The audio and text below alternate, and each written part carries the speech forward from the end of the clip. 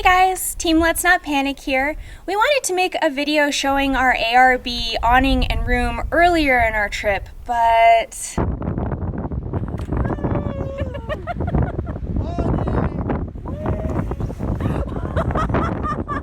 Yeah.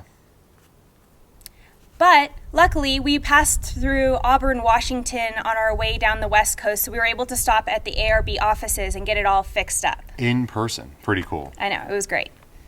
But yeah, no, we're in Oregon, and we are at this awesome campsite that's situated on the top of a big, rocky, craggy hill with a lot of open space, and is surrounded by beautiful forest. It is a little smoky today because of all the wildfires. There's a fire actually starting pretty close to us here in Oregon. We're next to Crater Lake. And yeah, we really love it. I love this site because I feel like it's pretty defensible from like a zombie apocalypse, for instance. We had people situated as guards on the left here and on the right. All right, man. Fell those trees in the back, so we have clear lines of sight. Pretty great. Anyway, this isn't about zombie planning. We'll get to that in another video, I think. I don't know that we will. So here's the awning. It's mounted directly on the roof rails that we had custom fabricated to hold the rooftop tent, which is right here, and it's deployed right now. You can see it. And yeah, it's an ARB awning. It's got a little bit of a soft cover. They actually have hardcover versions now that we saw on our friend's Desk to Glory's new vehicle. Pretty cool. But big thing here, just zip it out, and it's really easy to set up. So the awning is actually one of the best pieces of equipment we've had on the trip, namely because it creates shade no matter where you are, and so we've loved having it. It has 4 telescoping legs, 2 that go out from the car and hold the awning out, and then 2 that drop down from the metal piece that holds it together that keep it standing tall. And you can adjust the height of it, so if it rains, you can shorten them so that the water falls off the awning and doesn't damage it at all. And one of the best things about the awning is that it is super easy to set up. And in fact, as you can see, Adam can do it by himself, which is my favorite because it means I don't have to do anything. And I can also do things like use that time to pick all the bullet casings out of our campsites. Because as soon as you get back into the United States, there's a million bullet casings in all the wild camping sites. How's it going, Adam? Pretty good. Yeah? Working on it. So, as you can see, pretty easy.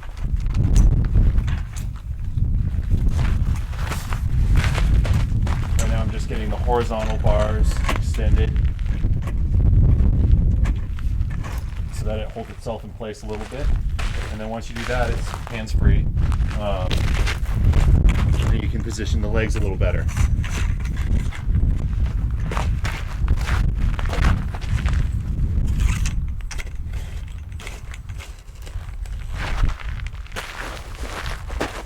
So here I am in the shade created by our awning.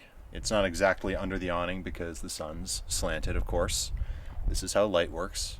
One of the important things is to stake down the ends of the awning. If there's any wind at all, terrible things can happen.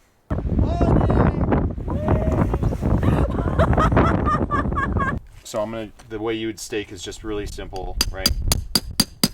Ta-da. But this is really hard ground. It's a lot of rock here, so it takes a little time. Ow. If you hit something like that, where it's just not going down, something I like to do is just kind of build a little rock fortress around it without bending anything. And that's going to do just as good a job holding this down. It's not going to fly up. The other thing you do is attach guy lines at the top of the tent, but our guy lines got damaged in a recent event where the wind was a little extreme.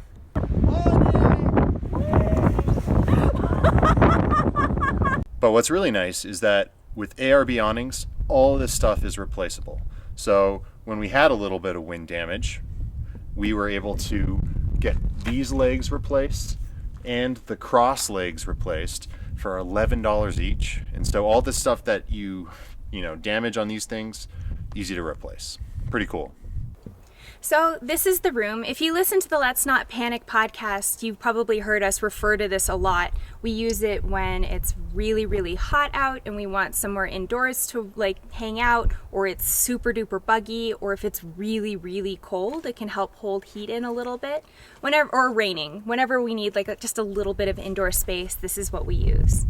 The trade-off is, as you can see, like it's pretty big in a car that's not gigantic. But Brian from ARB gave us a pro tip, which we'll definitely use in the future, which is that you can put the awning into a compression sack and then it folds down way, way, way smaller.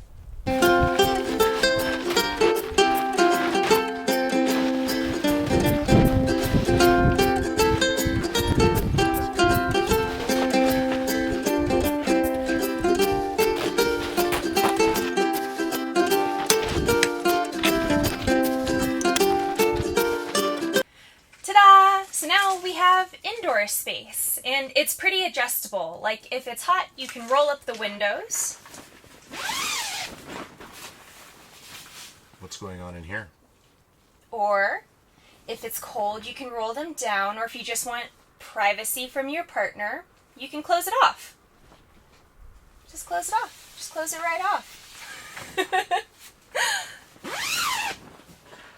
Anyway, you can listen to our podcast, Let's Not Panic, on Apple Podcasts or your podcatcher of choice. You can see photos from our travels at Let's Not Panic on Instagram.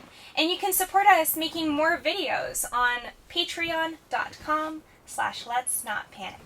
Thanks for watching. Thanks for watching.